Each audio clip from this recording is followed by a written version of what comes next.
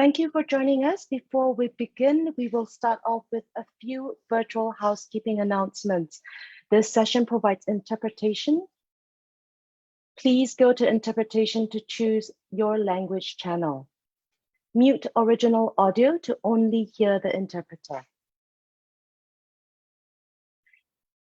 Welcome to the Global South Women's Forum on Sustainable Development 2021, hosted by International Women's Rights Action Watch Asia Pacific. My name is Rachel Ong, and I am the technical host for this session.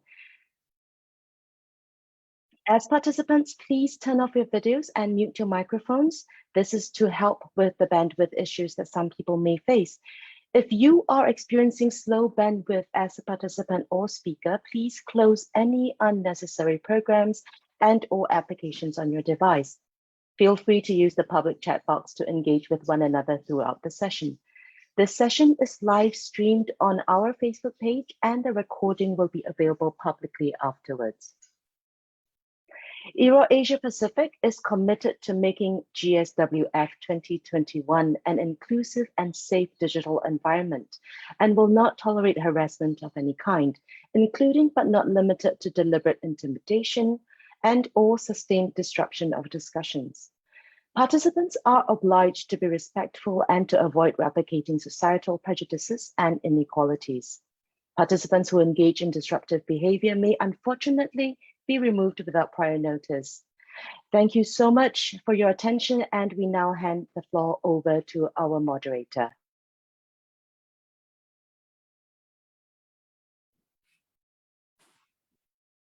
Hi, good morning, everyone.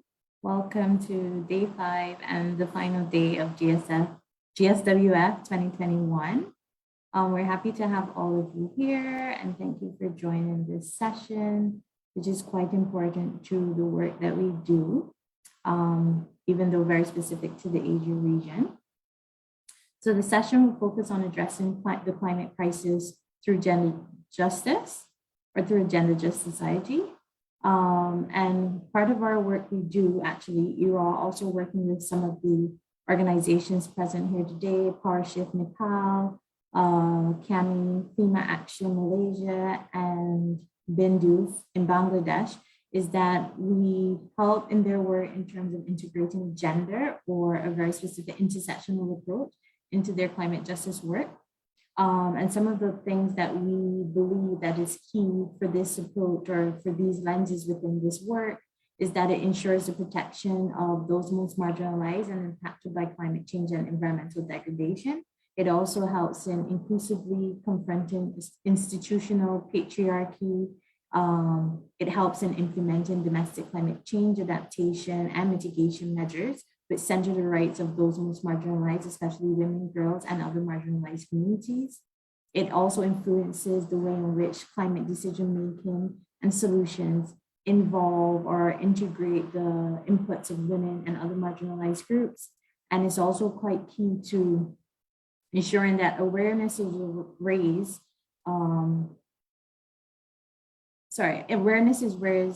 on particular issues, including gender-based violence and migration and displacement, and that there's a specific focus when it comes to not just relief and recovery funds, but also holistic approaches in terms of the impacts of climate disasters.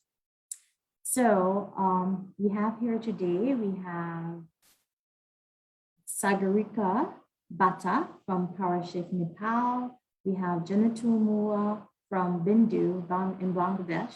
We have Nadiah Dzulfaka from Klima Action Malaysia, Kripa Basnyat from Nepal, and also KAMY from Women and Gender Constituency and also Malaysia. And firstly, the community activists will speak on their work in terms of integrating gender justice into their climate justice work within their different Asian contexts.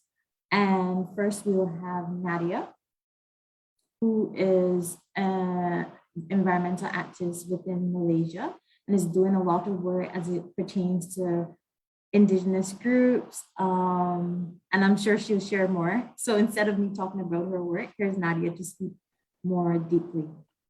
Hello, hi everyone, thanks so much. I'll be very mindful to speak as slow as I can for the interpreters. And I'm also mindful of the time. I have 15 minutes. So the first 10 minutes, I'm just going to share a bit about how gender justice has been mainstream in the climate justice movement in Malaysia. And the last 5 minutes, I'm going to share you a video that has been produced by some of the young members in Klima Action Malaysia. So bear with me, I'm sharing the screen now. Right. Share sound, okay. I hope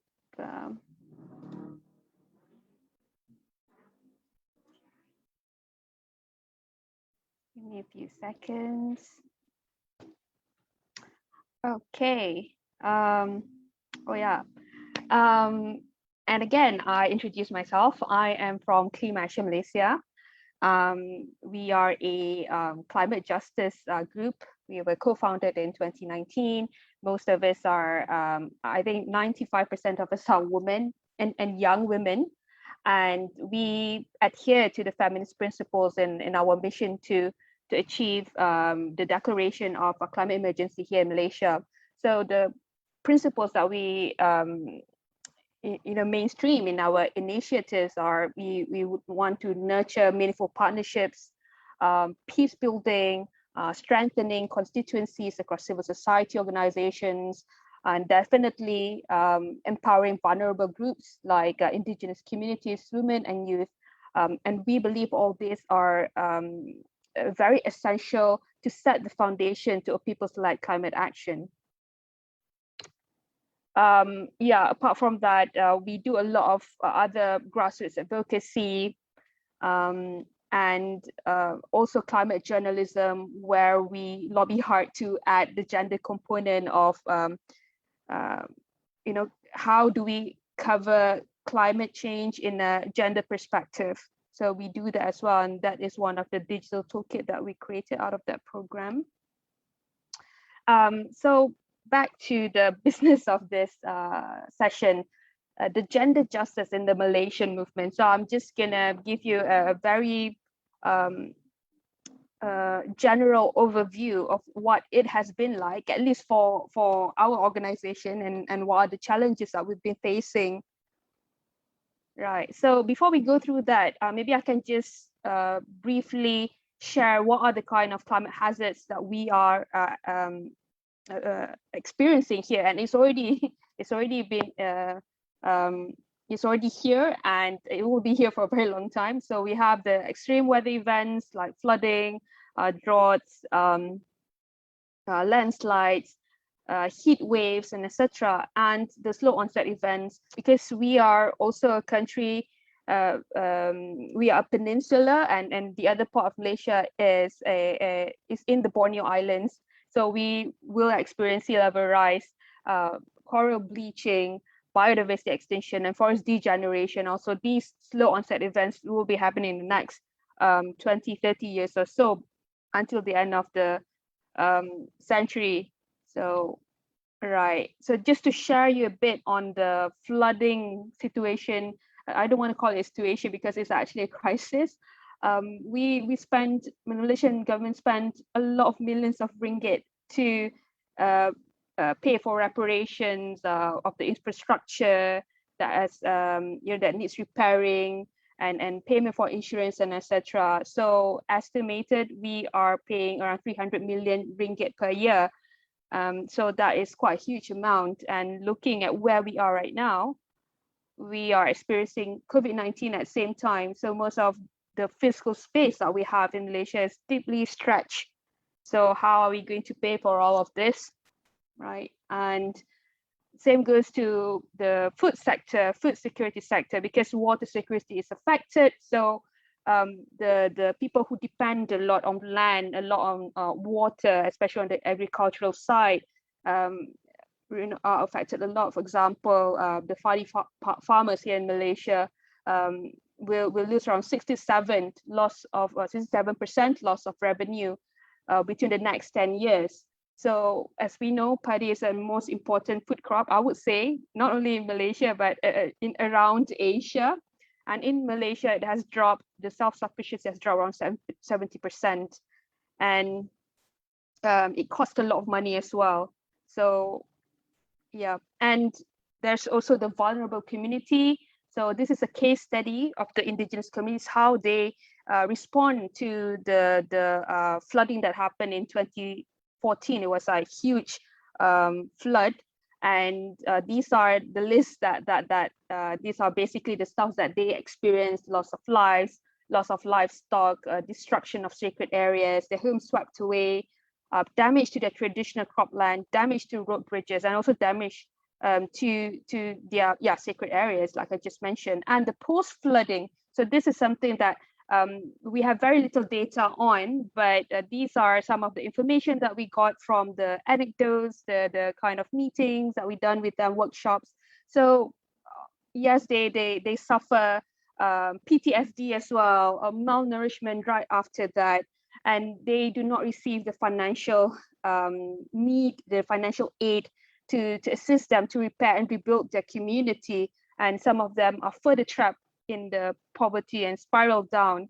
So this is one of the things that we saw. And I think we all know how they are affected. There's this unsustainable land use change around them. And there's the erratic weather and seasonal patterns, extreme weather events. So these are major stresses, I would say, that is happening to indigenous communities. So why we are talking about indigenous? Because these are mainly the communities that we work on on the ground. Yeah, and so based also from our research study and communication engagement with the community, we come up with like 4 different things that we think are how the climate disaster risk worsen.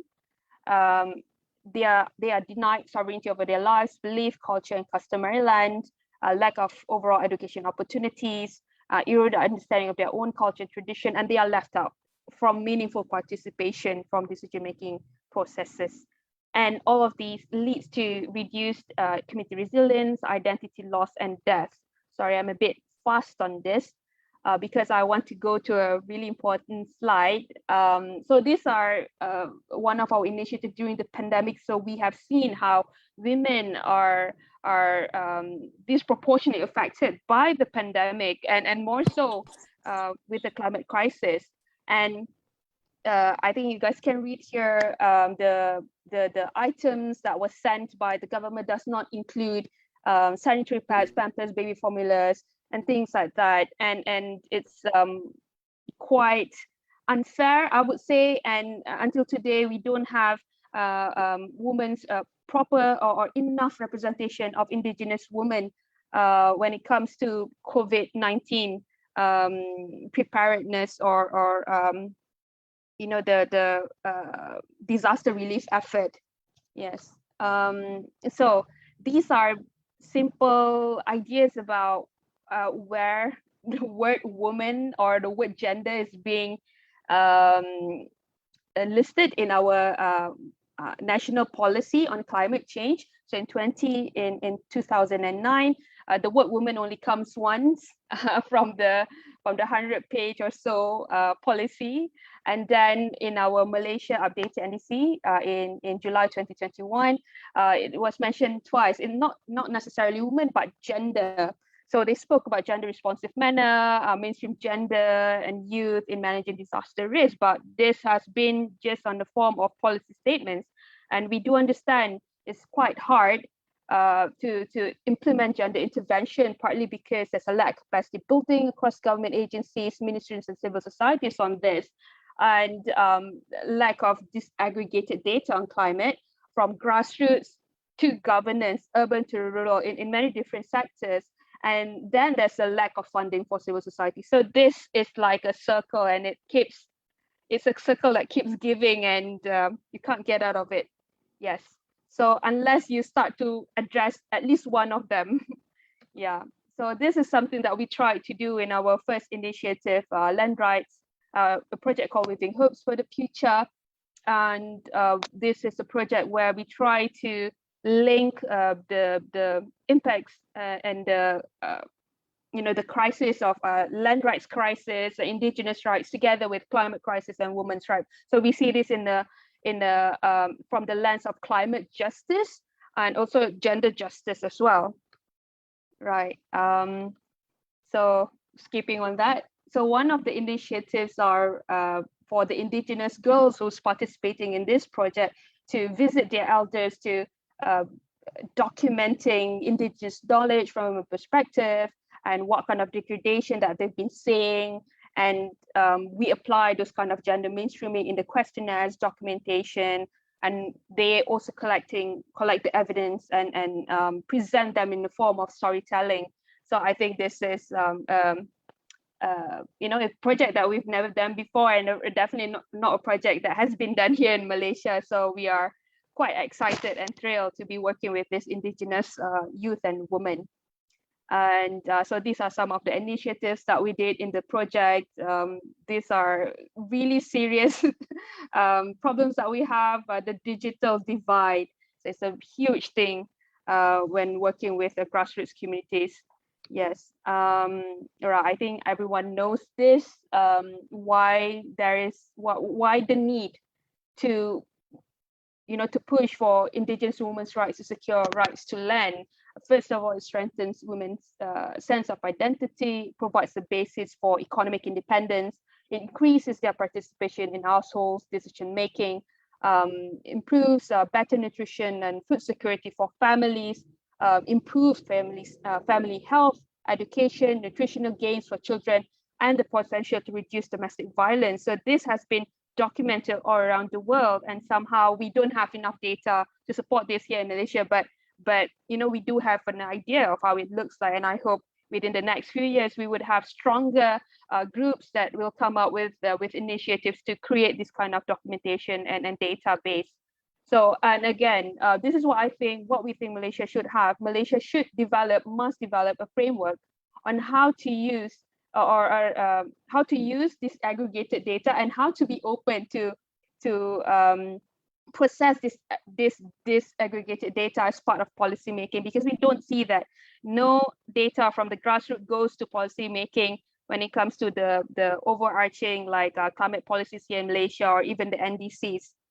And yes, this is very important to introduce gender responsive finance intervention here in Malaysia. For us, we are still mapping and building this aggregated data. We're building networking, documentation, and testing what works and what not, because it's really hard working in with the community. I'm sure that everyone knows this, and we need to build trust with communities. And for us, it took us years before we can. Some of us, it took us years to actually build those trust before we can share them about the impacts of climate crisis, and go a bit deeper and definitely localize what climate crisis means in their community, so that you can create that meaningful partnership, meaningful solutions with communities. Right. Okay, I think I would like to share a video. I'm sorry if it's a bit long, but the video is just around 5 minutes. Oh no, accidentally. Okay. Okay. Right.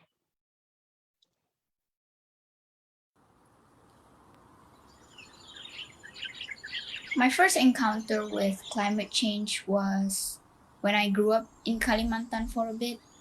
That's where the haze issue was rampant. We had haze. Nadiah, I'm sorry, we're and looking at the session not, plan it for your was session, every single week. not the video. Oh, I remember how Chinese. sorry. Hang on, maybe I can stop share and reshare again the video part. Really sorry about that. Thank you for informing me. Second. Right. Share screen, share sound. This part. Okay, how about this one? Does it work? Yeah, let's see. My first encounter with climate change was when I grew up in Kalimantan for a bit. That's where the haze issue was rampant. We had haze every single day, and if not, it was every single week. I remember how Chinese New Year was always hot and humid, but in the recent years it has become rainy and wet. This is very concerning since the monsoon change season doesn't occur until April. Iklim yang saya rasa sekarang makin panas. Bahang tu boleh rasalah kalau saya duduk dekat rumah, walaupun duduk dalam rumah, rasa bahang dia tu panas sangat. Tapi bila saya masuk ke hutan, terasa bezalah. Sejuk, nyaman, tak perlu kipas pun. The climate crisis is a very personal thing to me. I've seen communities lose their homes, family members bearing the impacts of climate crisis. It is a life or death situation. Fear of helplessness. I get overwhelmed knowing that it's not just the beauty of nature that's getting tainted day by day, but also of humanity. It's unfair that a broken world is being handed over to my generation. And the fact that everything is now remote, everything is now online, it makes it even difficult to raise awareness. COVID-19 is already a result of changing environmental conditions, and it's frustrating how we're suffering from our own actions. Perasaan saya amat sedih dan marah lah sebab hutan tu penting bagi kita. Kenapa kita perlu nyahwatakan dia dan bangunkan pembangunan? Sedangkan hutan dekat kita pun kita boleh tahu semakin lama semakin pupus. Kiranya hutan dinyahwatakan, perubahan iklim akan terjadi dan habitat haiwan dan flora akan musnah.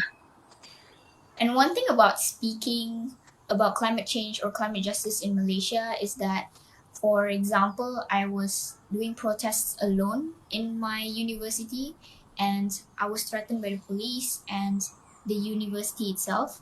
This pattern of intimidation kind of continues even when I was out of university, working with Klima Action Malaysia and also other civil societies. From a legal perspective, the biggest criticism of Malaysian law is the lack of climate change legislation. The main law governing our environment is the Environmental Quality Act of 1974, but it focuses more on pollution and its enforcement is pretty weak. Due to our constitution, forest management falls under state authority control instead of the federal government. This has led to issues of putting personal gains and economic benefits over protecting the environment and also the needs of the orang asli. We can see this in the recent example of the degassement of the Kuala Langat North Forest Reserve in Selangor. Bagi saya, hutan ni amat istimewa sebab hutan dengan masyarakat orang asli macam nyawa, macam keluarga. Orang asli tak boleh dipisahkan. Berfikir ialah masa depan kehidupan kami lah, ada hak kami masih ditindaskan oleh pihak-pihak atasan lah. When it comes to actions, I feel like personal action, individual actions matter. It is, everyone has their own part to do, but my work in KAMY is mostly focusing on advocacy and also bringing the voices from the grassroots level to a higher level, so stakeholders and also policymakers. The environment does not have a voice to protect itself, so propagating government sectors to address climate change policies is the least I can do. The little things count too. My online activism and zero waste advocacies help give people so many creative ways to contribute to the cause. Saya memilih untuk terus bersuara. Saya ingin hidup seperti masyarakat di luar sana. Saya mengimpikan masyarakat saya boleh standing dengan masyarakat luar. Even in fear, there's always hope.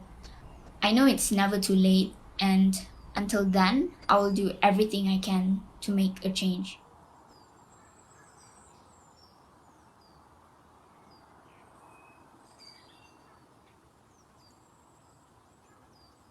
All right. Thank you so much, everyone. I'll just stop sharing screen now. And Yes, sorry. Yes, thank you so much, everyone. I think I will pass this back to Marissa. Thank you. Thank you so much, Nadia. And it's always amazing to see the work that you do. I know that you do a lot. I'm really happy to also see persons like Arrow in that video, who I know contribute a huge lot to KAMY and the environmental justice movement within Asia and broadly in the global South. So I'm so happy that you shared that. So, and thank you also for sharing not just on the work that you do in terms of with the new Weaving Hopes project, which is amazing. I look forward to seeing more from it, but also thank you for sharing too some of the struggles and, like there's no activism without struggles. However, we won't so much celebrate those, but we continue to celebrate the good efforts and the work we do towards a better future. Okay, next we will have Jannatul from BINDU in Bangladesh, who would also share briefly about their work and their approach in integrating, I should say, gender justice and intersectionality into their work. Hi, my name is Jannat. Full name is Jannatul Mouwa. Can you hear me, Marisha? Is it okay? Okay, thank you so much. My name is Jannatul Mouwa. I am Executive Director of a youth feminist organization called BINDU. This year, UN Women Bangladesh and also ActionAid Bangladesh awarded me as a climate champion. So today I want to share with you the importance of climate justice for gender justice. So before we go to the presentation, I request Marisha to share a video. In this video, this video is in Bangla, but I think when you see this, you can understand what is happening or what we want to tell you. So, Marisha.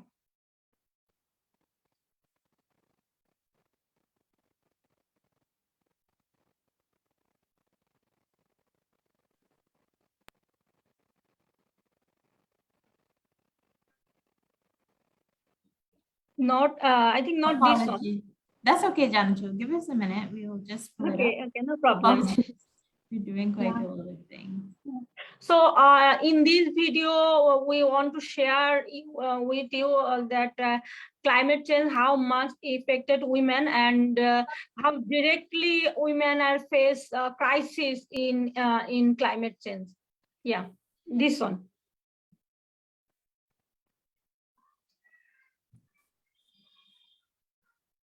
বাংলাদেশের দক্ষিণাঞ্চলে জলবায়ু পরিবর্তনের কারণে পানির সমস্যা কয়েক দশকের বেশি সময় ধরে যুগ যুগ ধরে নারীরা দক্ষিণাঞ্চলে খাবার পানির উৎস হিসেবে বৃষ্টির পানি, পুকুরের পানি, ভূগর্ভস্থ পানি সংগ্রহ করে থাকেন। কাটে পানি নিতে আসছে, আমাদের বিরাট পানির কষ্ট। আগে কি এই পুকুরের পানি খেতেন না এই পানি কিভাবে খাবেন? এই পানি ফিটকিরি দিয়েই খাবো। জলবায়ু পরিবর্তনের বিরূপ প্রভাবে হচ্ছে না সময়মতো বৃষ্টি, ভূগর্ভের পানিতে বেড়েছে লবণাক্ততা, কমে গেছে পানির লেয়ার। গত 4 মাস বৃষ্টি না হওয়ার কারণে দক্ষিণ অঞ্চলের পানির উৎস একেবারে নেই হয়ে গিয়েছে। উঠছে না নলকূপের পানি, অধিকাংশ পিএসএফ ফিল্টার পুরোপুরি বন্ধ, এমনকি পুকুরে যেটুকু পানি আছে তা ব্যাঙাছির দখলে। অনেকে আবার সুপেয় পানি না পেয়ে খাচ্ছেন আর্সেনিকযুক্ত নলকূপের পানি, অথবা দীর্ঘ লাইন ধরে পানি সংগ্রহ করতে হচ্ছে। আগে কোন জাতের পানি নিতেন? আগে পাবদার পানি নিতাম। আর এখন কোথার পানি নিয়ে আসলেন এটা? এখন কলের পানি নিয়ে আসলাম। এই কলের পানি কি আগে খেতেন না এখন খাচ্ছেন? না, এখন খাচ্ছি, পানি না পেয়ে। এই পানি ভালো খাওয়ার উপযোগী? ভালো পানি ভালো না, তবু না পেয়ে খেতে হচ্ছে। না পেয়ে খেতে হচ্ছে। এই কলের পানি কি আগে খেতেন না এই প্রথম শুরু করলেন খাওয়া? শুরু করলেন। পানির সমস্যার কারণে মানুষের স্বাস্থ্যে পড়েছে ভয়াবহ প্রভাব। দূষিত পানি খাওয়ার কারণে বেড়েছে ডায়রিয়া, কলেরা, আমাশয়, জন্ডিস, গ্যাস্ট্রিক, ইউরিন ইনফেকশন, কোষ্ঠকাঠিন্য এবং দূষিত পানি ব্যবহারের কারণে চর্মরোগ, যৌনাঙ্গে চুলকানি, ঘা, জ্বালাপোড়া, লিউকোরিয়ার মতো রোগের পরিমাণ বেড়েছে বহু অংশে। এর প্রত্যেকের এই অসম্ভব গরমে আমাদের এখানে পানির সমস্যা বেশি। পানিও খাতে গেলে তো আর হিসেব দিয়ে খাতে হয়। খাওয়ার পরে ধরো অল্প করে পানি খেলে এই প্রসাব বারে কম হলো, তারপরে আবার প্রসাব করতে গেলে জ্বালা যন্ত্রণা শুরু হয়ে গেল। এই জ্বালা যন্ত্রণার কারণে আমরা সবাই খুব সমস্যার মধ্যে, প্রত্যেকটা মহিলা প্রায় এই জ্বালা যন্ত্রণা আক্রান্ত হয়েছে। প্রায় আমাদের বাড়িতে সবাই, আমার ছেলে এমনকি ওষুধ খাচ্ছে এই মানে জ্বালা যন্ত্রণা। এই সকল রোগে নারীদের মধ্যে প্রাদুর্ভাব বেশি এবং এই সকল রোগ নারীদের দীর্ঘমেয়াদী রোগ টিউমার এবং জরায়ু ক্যান্সারে রূপান্তরিত করছে। এ বিষয়ে সাতক্ষীরার কালীগঞ্জ উপজেলার স্বাস্থ্য কমপ্লেক্সে কর্তব্যরত মেডিকেল অফিসার বলেন, যেগুলো পানির সমস্যার জন্য আমরা তাদেরকে এই রোগগুলো হয় আমরা এটা হলো জেনে থাকি। এই রোগের ভিতরে যেমন তাদের অনেকের আছে যে যৌনাঙ্গে ইনফেকশন হয়, যেটা হলো আমরা লিকোরিয়া নিয়ে আসে আমাদের কাছ থেকে, বা পানিবাহিত অন্য যে রোগগুলো আছে টাইফয়েড, ডায়রিয়া, আমাশয়, এই ধরনের রোগগুলো নিয়ে আমাদের এখানে আসে, হাসপাতালে ভর্তি হয়, বা বহির্বিভাগে একটা ব্যাপক একটা সংখ্যা চিকিৎসা ডেইলি এই ধরনের রোগ নিয়ে। জলবায়ু পরিবর্তনের কারণে সরাসরি নারীদের স্বাস্থ্য ঝুঁকিতে তৈরি করছে দীর্ঘমেয়াদী আরেক নতুন দুর্যোগ। তাই একদিকে এখনই বিশুদ্ধ পানির সরবরাহ প্রয়োজন, তেমনি প্রয়োজন জলবায়ু ন্যায্যতা। জান্নাত, Satkhira. Thank you, Marisha, for sharing. So this is one of the case study that happened recent in my community, Satkira. We are depend on rainwater basically. So what happened with us? We did not get rain like 4 months. So after 4 months there is no rainwater. That's why the community facing water crisis, and water crisis direct faces problem with women, like women are facing leukorrhea, urine infection, and those types of disease. Also, when they are going, because the water source is not really empty situation, so women are go to a long distance and walk 3 or 4 kilometers, and that's why they faces familiar problem and gender-based violence and like this. So this is we want to say that how much link with climate justice and women justice, and climate change, how much affect women. So in this study we want to share with you. So I request Marisha to please share the presentation.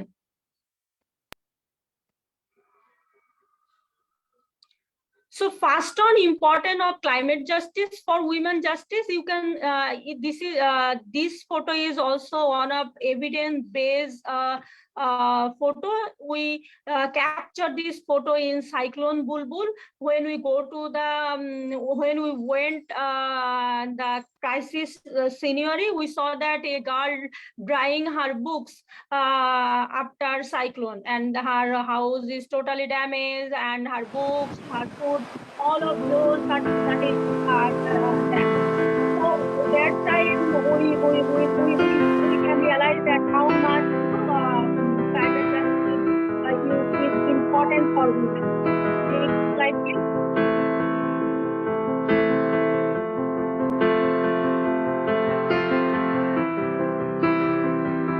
Yeah. Sorry, I think there are some music. So Marissa, next slide, please.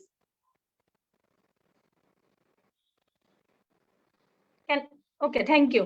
So connection of with women and environment, we know that historically women and environment, there is a connection each other. If we saw the history of agriculture, if we saw the history of land rights and all of this, women are connected environment, and women are like when we're talking about mitigation, adaptation. So in all this scenario, we saw that women role and how women cope with the climate change, and that's why women are direct victim always for climate change and every disaster.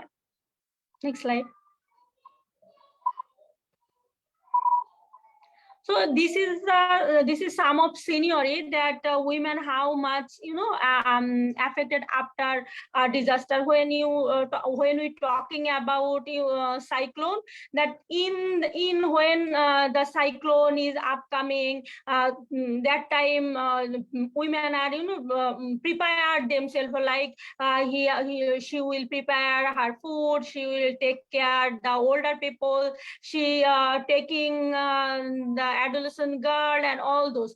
After go to cyclone shelter, sometime what happened in my country, the cyclone shelter is not women friendly. So that time, and also some in this time the electricity are gone. So in this time the patriarchy society and some people are taking some chance in this situation. And when come back the women, so she is a lot of thing in her mind to feed the people, feed their family, and how to again she start her journey. So every disaster we saw that women are direct victim, and the connection with disaster and climate change. So we know that women are facing a lot of problem, but in depth we never think that what is the depth situation women face after a disaster and everyday life. Next slide. Why are women more vulnerable during disaster? So first I talking about this, that the patriarchy society is the main causes of women vulnerable, because historically women are so much related with environment, and that the people who are in the main culprit of climate change, those are ruling by men, and those are ignorance the women justice and those. So in every disaster you can see that some people around you want to take a chance, like in a flood or waterlogging and all those situations. So we saw that every disaster and pandemic, like child marriage increase, gender-based violence increase, and also some type of domestic violence is increased. So we also saw in the COVID situation that how much that child marriage and the domestic violence and also rape, all these scenario are increased in disaster. So every disaster are women vulnerable for the patriarchy society and thinking of like women bad thinking about women. So this is the most reason of women vulnerable in every disaster.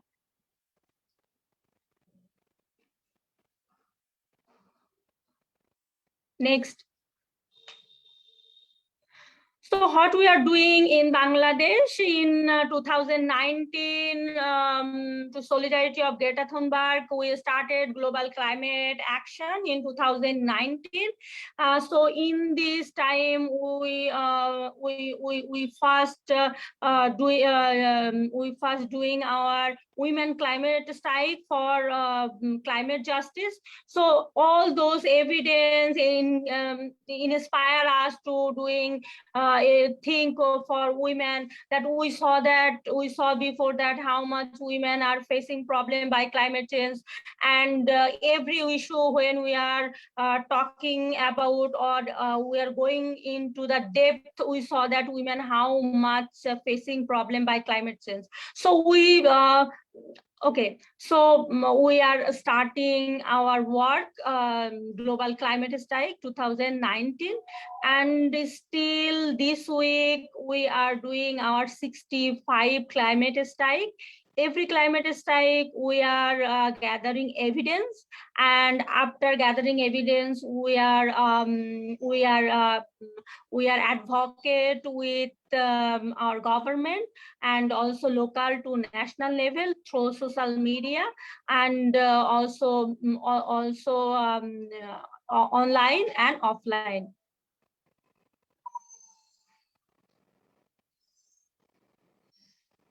Next slide.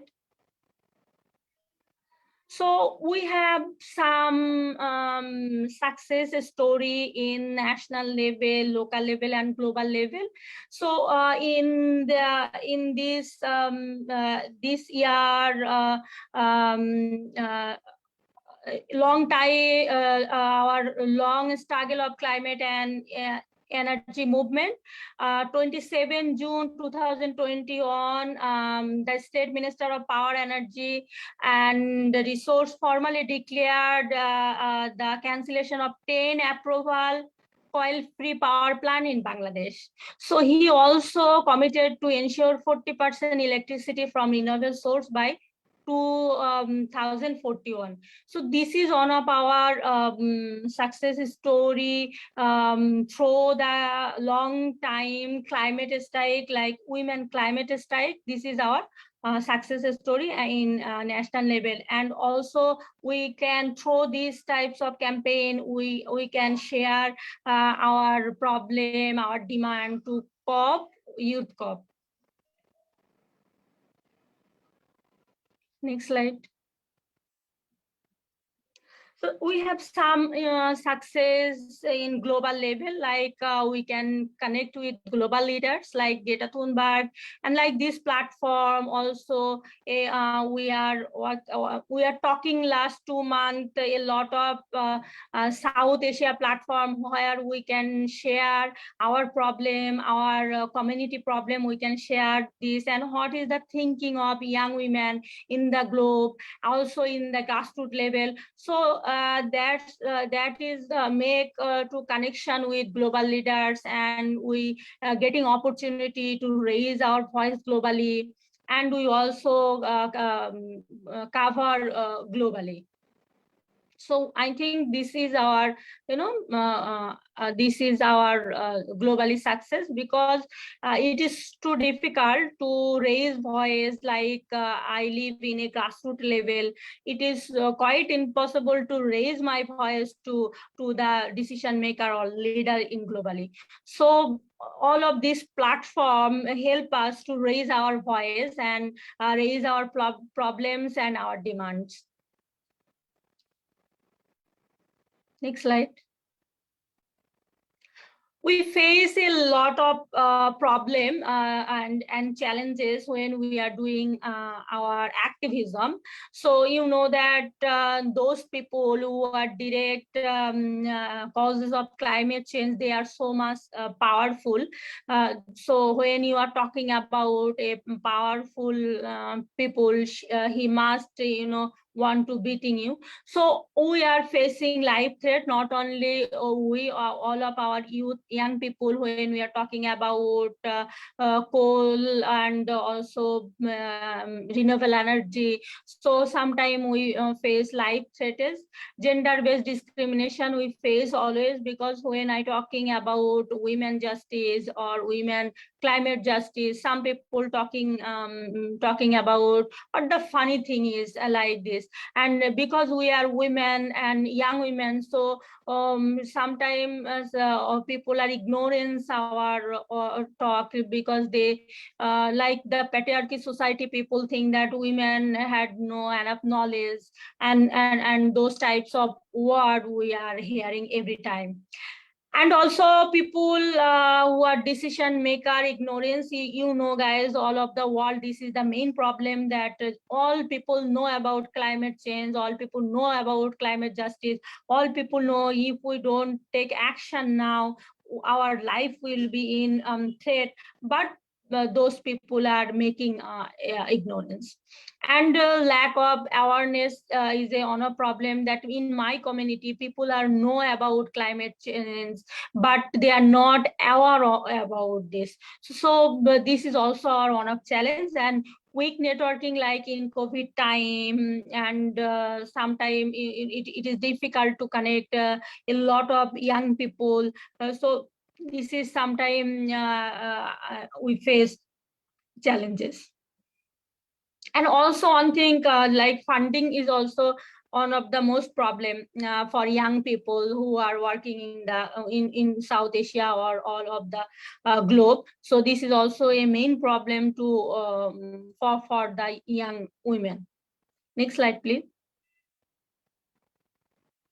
we have a lot of learning that we are working from 2019 and it is 2021. We are starting in 2019 women climate strike, and now we are in 65 climate strike. So we didn't stop our work. This is one of our learning that if we do like this is only a project or only event, if we think like that, we cannot achieve our goal. So that's why we didn't stop our work, and we always continue our work because we believe that if we stop now, our life will be stopped. So that's why this is also our learning, and need to more knowledge. We think that we have knowledge about climate change, but we need more knowledge about this. So when we are talking about something, we must need more knowledgeable. And second one is need to connect with proper people on proper way. So this is also one of our learning that when we are done any do any activities or some program, so we need to go the proper people that he or she can connect us, like connect our voice to global, or connect our voice to the right decision maker who can change the world. And collective advocacy is also important. And last one is utilize with power. So last one is we always utilize that yeah, a lot of people talk a lot of things, but this is not a matter. We have a inner power and we have to raise this. Next slide, please. So current activity, like you know that global climate strike is upcoming 20 to 26 September in this month, and also Youth COP is upcoming and COP26 is coming. So from the beginning of the year, we do a lot of activities and plan this, the evidence-based advocacy on climate justice. So always we are gather evidence, because those are decision makers think that we don't know anything, we are talking bullshit, and we are talking like foolish. So we always talking about our young women or young activists, always gather evidence.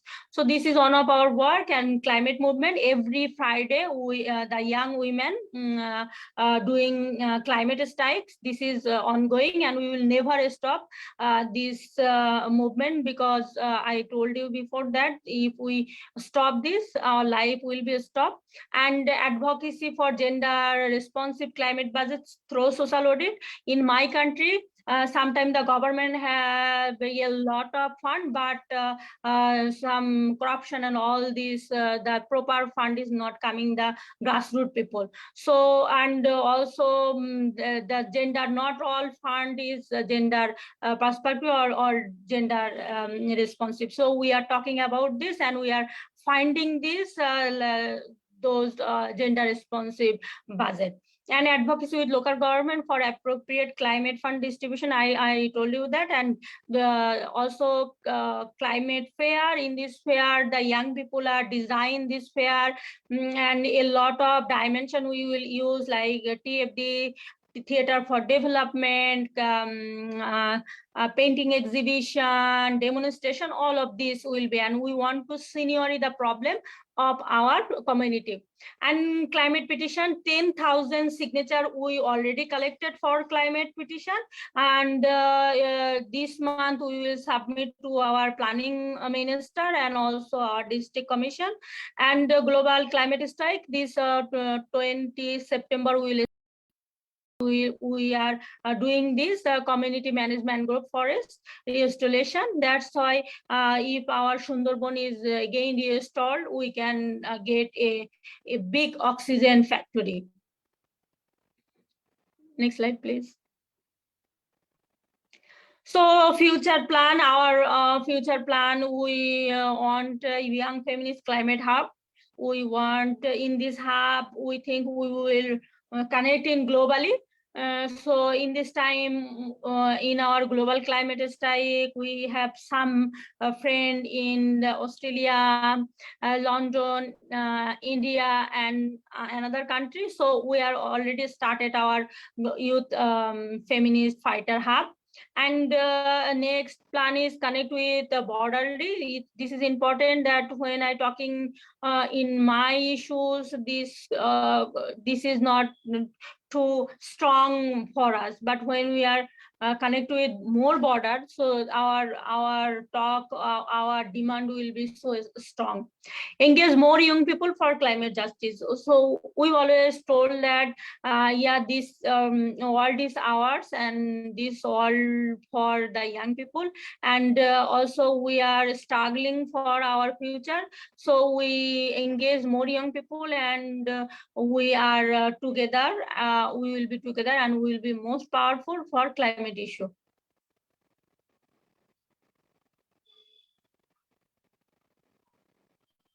Next slide. So I am in last slide, like there is one or two slides. So this is our global climate action week 2020.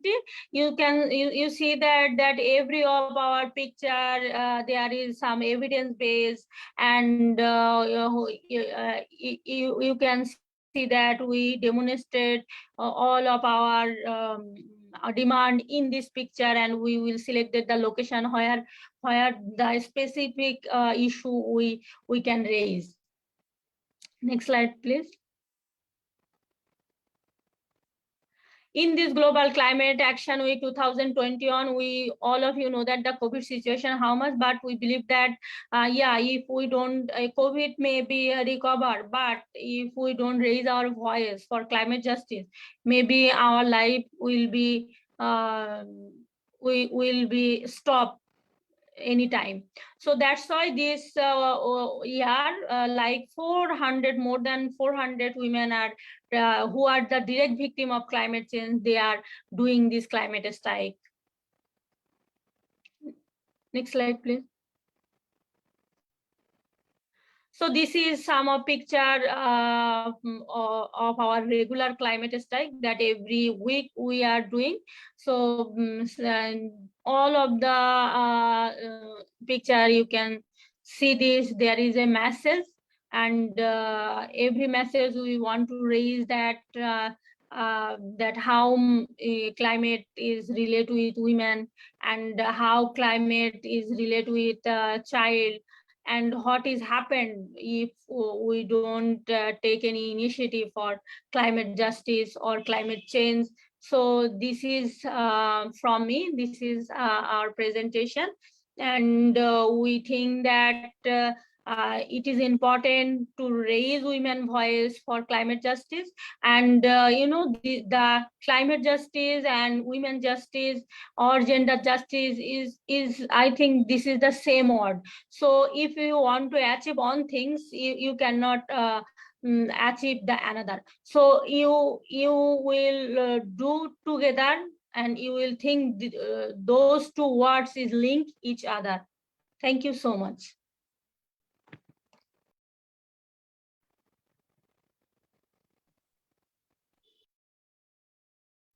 No, thank you, Jannatul, for sharing all of that. You shared a lot about what you do and your actions towards climate justice, but most importantly, the importance of gender justice and women being a part of that fight. So I really appreciate that. Next, we'll have Sagarika, who's the founder of PowerShift Nepal. Hi, good morning, everyone, and good afternoon as well. Thank you, Marisha, for moderating the session, and as well as all the effort you have put into for today's session, despite of so many work you have been doing. And I'm so inspired always by Nadiah and Jannatul and the work they have been doing. I mean, they really inspire a lot. Also, the context of Bangladesh seems to be so much similar with the context of Nepal in case of climate crisis and what the communities has been facing. So, namaste everyone. I'm Sagarika Bhatta and I'm from Nepal. I'm chairperson of PowerShift Nepal. because our keynote speaker, Ms. Kripa Basnyat, would be talking about more detailed discussion about gender justice and climate crisis, focusing on Nepal. I'd like to only focus on the climate action that PowerShift Nepal has.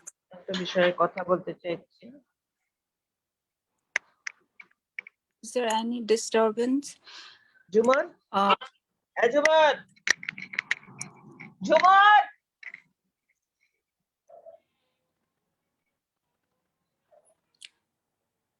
So talking about PowerShift Nepal is an women-led organization. I'm sorry, Marisa, I'm hearing some noise from background. Sorry, I'm hearing it also. I'm not sure what we can do about that. Give me a minute. Rachel, would you want to jump in? We've sorted that out. I'll send a message. Thank you. Okay, thank you so much.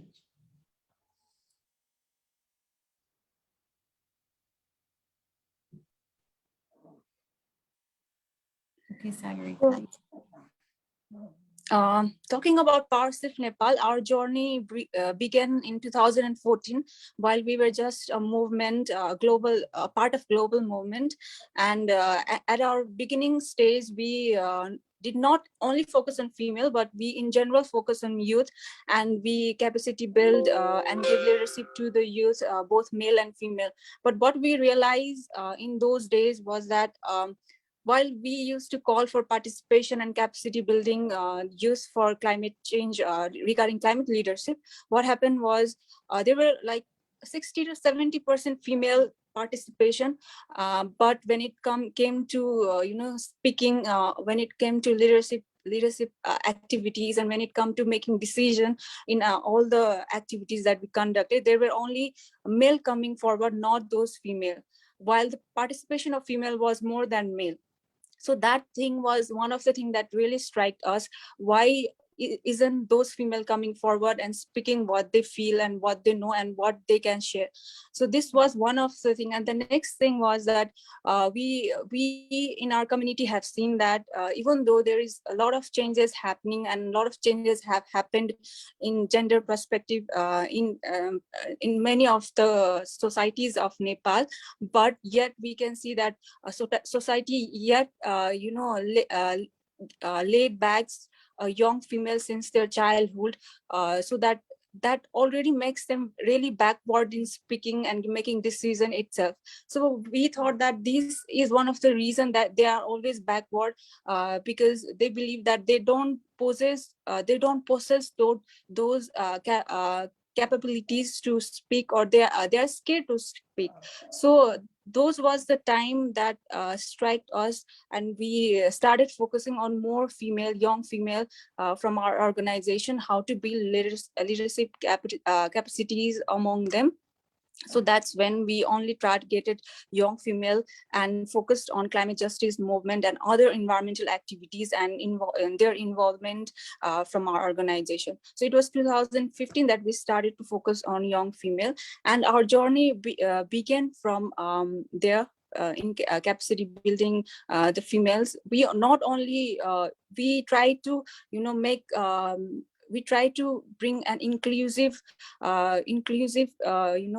females from the different backgrounds, either it be caste, religion, or either it be class as well, so that those female can gain knowledge, and after they gain knowledge they can transfer it to the family, community, friends, and also bring up their leadership in climate justice movement from their side to in the community level. So from 2000 and until 2018, we were actually working under an organization as a group. From 2019, we were a different entity and working differently, and now we are currently an organization, and we focus not only on building leadership of young females, but we also have done different activities that involves women of our communities in urban and suburban, also in rural area, and we have also conducted different research which focus on women, water issues, climate change and water issues, women, climate change and agriculture issues. And we have done several work which not only focus on leadership, but how we can bring positive change and how we can help solving the crisis that community has been facing, keeping the women and young females at the front line of solving the problem. PowerShift Nepal not only focuses on young females, but also the community women. Next slide, please. So as we already know that climate crisis actually impacts genders differently, and women and young girls have been facing more than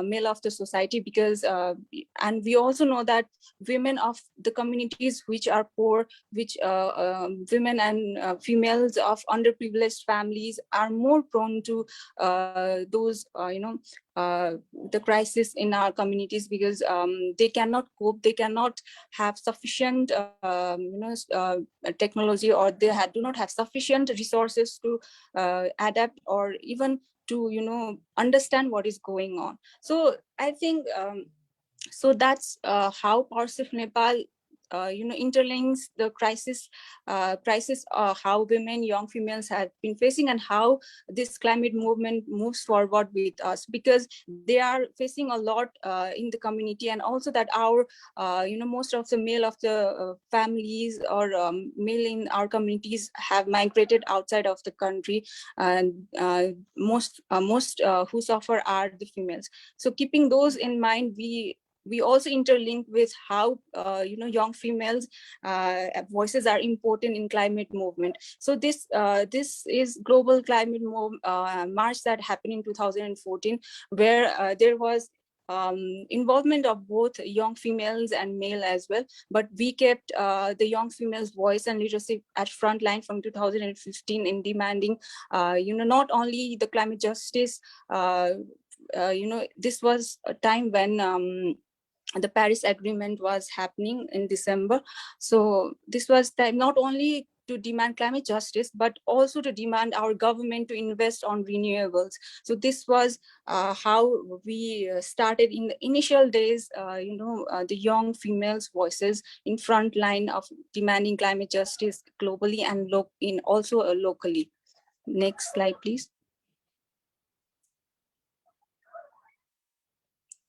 So this was followed by a detailed action to keep to pressurize the world's leaders to keep make the decision and concrete plan to keep temperature below 2.5 degrees Celsius. This was on December 12th that we did in 2015. Next slide, please. So when it comes to every year, like we generally give training to at least 15 females. Since 2015, we have given, each year we have given at least training to 15 females in context of climate leadership, so that they could come forward, they could carry the leadership forward and also educate the school students. So this is what we have been doing each year, each year, so that young females see that young females can find them the differences, that when they come to our trainings, and what they can find themselves after the training is that they see a lot of differences. They start taking leadership, their public speaking is improved, their knowledge is improved, they know why we are taking an action, why it is necessary to talk about climate justice, not only globally, but also why it is necessary to talk about climate crisis locally, and then why it is necessary to educate the younger generation so that they could keep their voice forward in coming days. Next slide, please. This 2018 Rise for Climate, which was very huge, and it was totally led by the 15 female, which we gave training, and then they capacity built the students, and they organized the Rise for Climate along with whole world. That whole world was asking, demanding world leaders to take concrete actions to make proper plans to keep temperature below 1.5 degrees Celsius. So this was the time, this was a really proud time for us, because we were really recognized by the all the world's climate movement organizations, also news media. We were covered by so many news media from UK, US, and this was a really huge moment for a country like Nepal, because we're never been highlighted, not only because not only because we are being highlighted, but our issues was also being highlighted.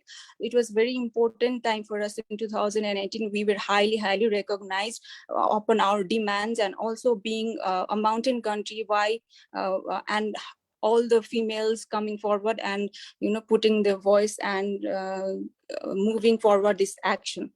Next slide, please. In 2019, one of the crucial time for us in climate movement, because we have already been a global South country, being a country which is already facing so much due to climate change, despite of we not being that responsible for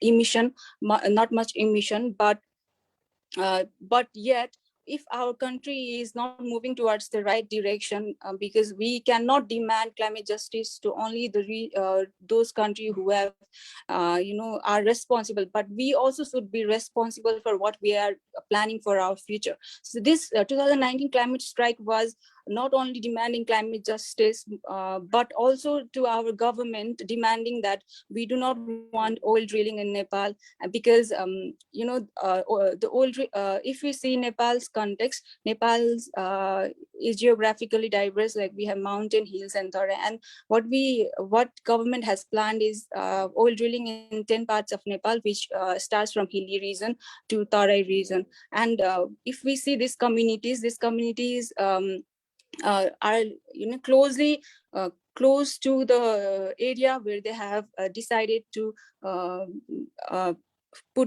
take forward this project. So ultimately, if we see in future who are going to be harmed are those young females, those girls, those women in the community who are totally dependent on the natural resources, who are totally dependent on water for the daily life, the agricultural land, because this is ultimately going to harm those things in coming times.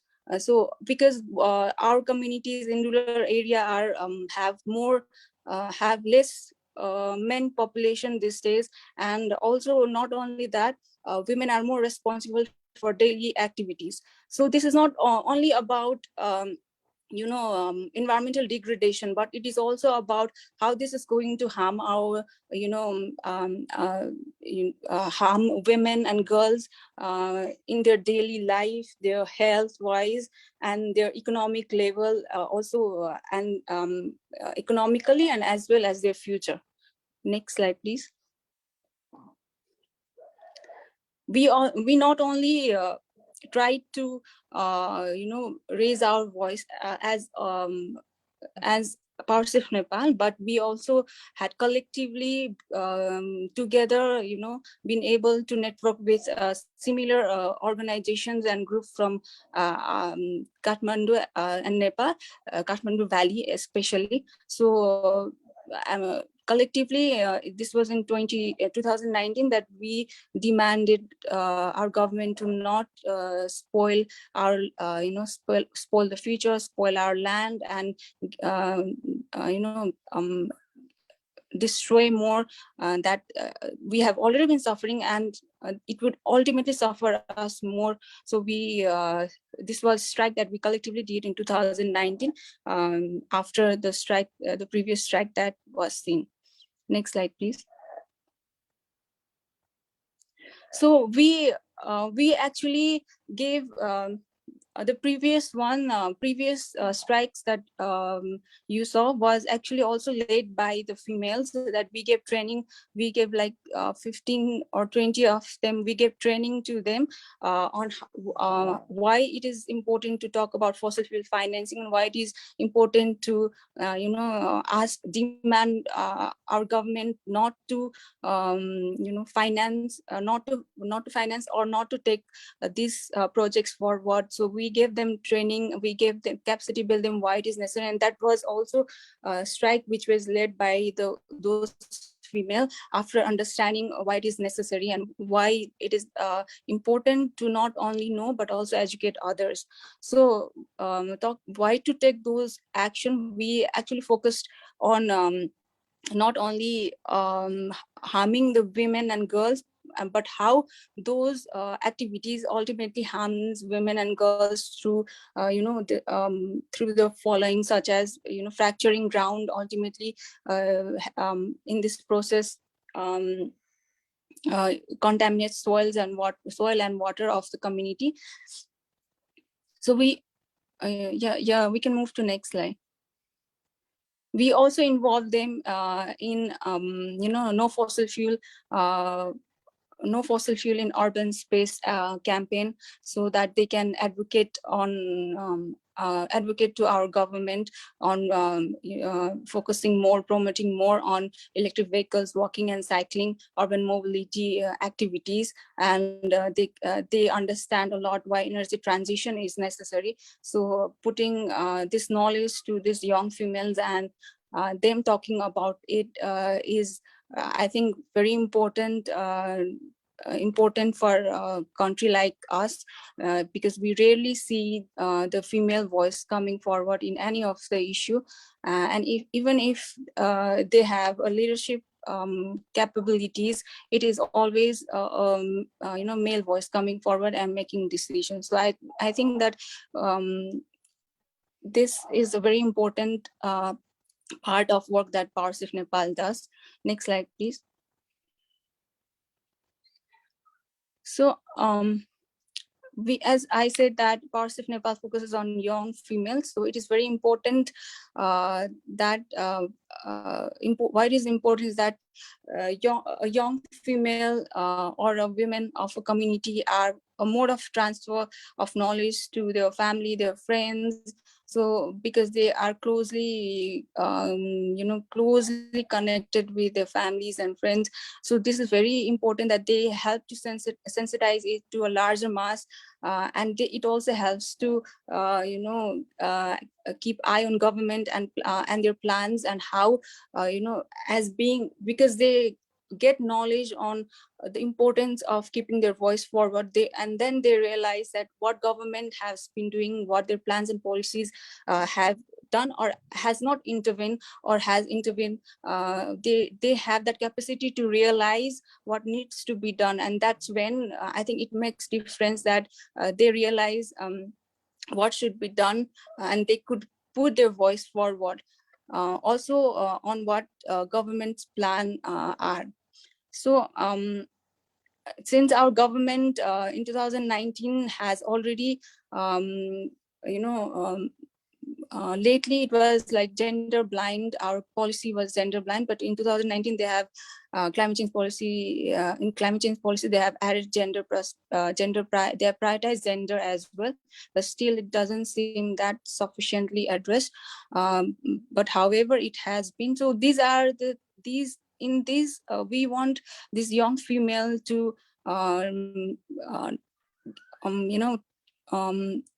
get those knowledge and then analyze if what else they need to talk about, or how they can bring their leadership, and how they can talk about the policies, and how they can intervene, or how they can recommend the government to improve.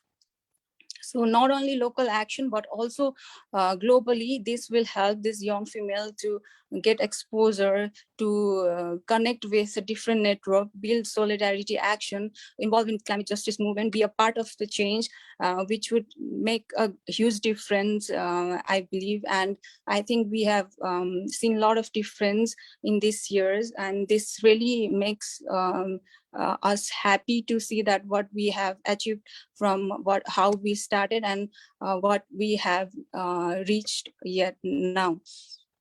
Next slide, please.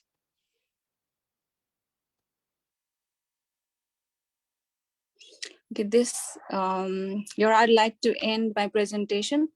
Hopefully, our keynote speaker will be talking more about gender justice and climate crisis, focusing on Nepal, giving a wonderful insight, being an expert in the issue. Thank you so much, everyone.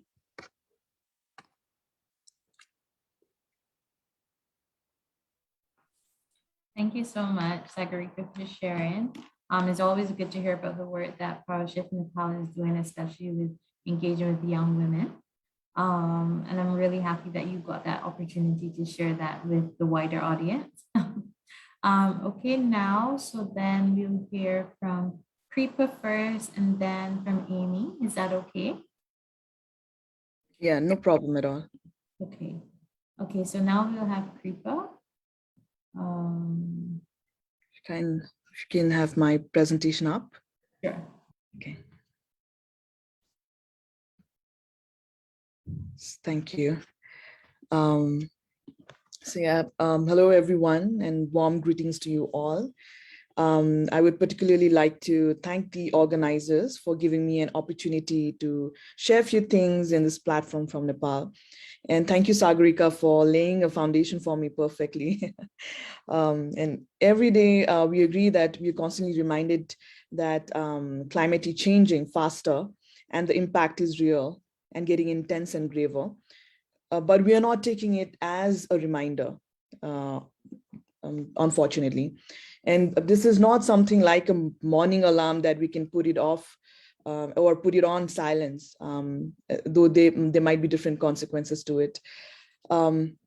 Some take climate change or crisis as a hoax or a lie, and some even treat it as an inconvenient truth comfortably. But we are not taking enough actions as we should. It is great that young activists are charging forward and also facing resistance in doing that. They are constantly infantilized, they are patronized.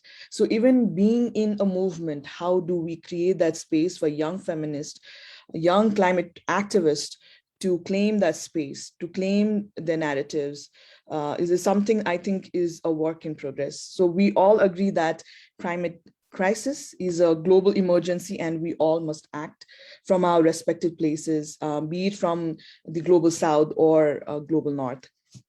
Going to the slide 1, please.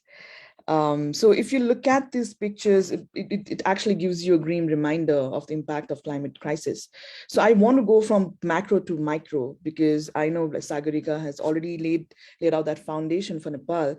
But I think the issue in itself is interconnected, and we cannot look at this issue in isolation. So if you look at the picture, in the first picture, it's a picture from Chennai, India, and if you look at the fifth picture here, it's from Ethiopia, where there's severe water scarcity to severe drought, which are the impact of climate crisis. If you look at the second picture, it is the picture from Puerto Rico, the impact of cyclone that we can see. If you look at the last picture here, it's from Bangladesh. And if you look at the third picture, it's from Mozambique. It's the impact of flooding, which has been caused by climate crisis. If you look at the fourth picture, it shows the impact of wildfire that happened in Australia, and a similar situation happened in Brazil as well, in Amazon forest. So these are something, some changes which are happening, and the worst impacted are the poor, Black women. And what we can see here is vulnerability is an indication of one's exposure to external risk and one's capacity to cope with these situations. And even here, we can see that the least developed countries and their residents face the greatest challenge because of their lower adaptive capacity. If we go to slide 2, please. So we can already see that it's a global emergency. And there was an exercise which happened in 2021, which was People's Climate Vote, which was the world's biggest ever survey of public opinion on climate change. And it was published in January 2021. And it covered 50 countries, and more than half the world populations participated. And the noticeable thing here is even people under 18 could participate, otherwise when you talk about right to vote, they are not included, right? So they also got to raise their voice. And it was conducted by UNDP with University of Oxford. And they did this innovative poll. And this comes at a very pivotal year for us, for all the countries, because UN Climate Summit is happening in November in Glasgow, UK. And most of the respondents, they basically opted for different options under 6 action areas, which was around economy, energy, transport, food and farms, nature, and protecting people. And most of them said that climate change is an issue and it needs to be addressed immediately. If you go to another slide, Global Climate Risk Index, which is the 6th edition of the Climate Risk Index, it shows that we cannot ignore climate change anymore. There has been impacts from severe extreme events, which is hit the poorest countries. And Mozambique, Zimbabwe, and Bahamas were the countries most affected as per the records. And in between 2000 to 2019, 475,000 people have already lost their lives as a direct result of more than 11,000 extreme weather events globally. And we've already lost 2.56 trillion US dollars. So these are only rough calculations. And we can see that we're already hit by this triple crisis when we say we've been hit by the environmental crisis, the democratic spaces are shrinking, and we've been hit by this health crisis. The global pandemic has created both risk and vulnerability for the most marginalized community.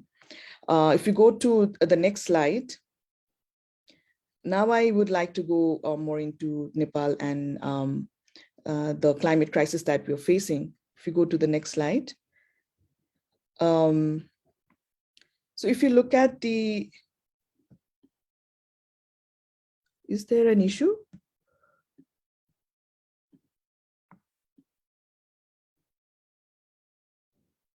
Okay, thank you. I thought I got frozen for a second. Thank you so much.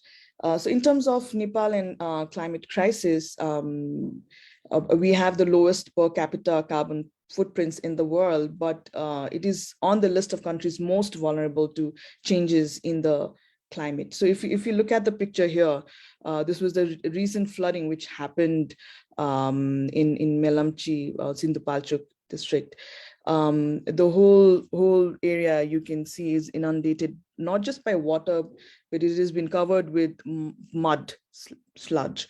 So this was something, this was a new phenomena, like this has never been seen. So you're also getting to see new kinds of disaster every day.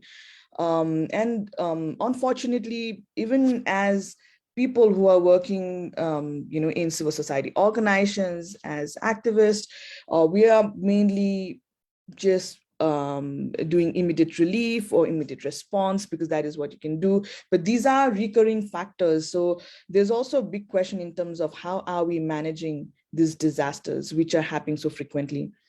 Even in the best case scenario, if even if we are able to limit the carbon emission and limit the global temperature to 1.5 degrees Celsius, it would mean 1.8 degrees Celsius for Hindu Kush Himalayas. And this is going to, we are going to lose 36% snow by the end of this century. So, we are facing that impact. So if you go to another slide, we're looking at impact of climate crisis on women, on Nepali women. I think like previous speakers have already said that how the impact is disproportionately, it falls on women, because they are also dependent on the natural resources, and whether they have that capacity to access natural resources is also becoming more questionable. And their vulnerability is being impaired every day because of climate shocks. And we need to work towards building their resilience, like how they are able to respond effectively and how they're able to adapt to a situation and address climate change. And there are also overlapping factors which kind of increases the vulnerability, as they're more vulnerable because of their gender, their geographical location, their caste, their education.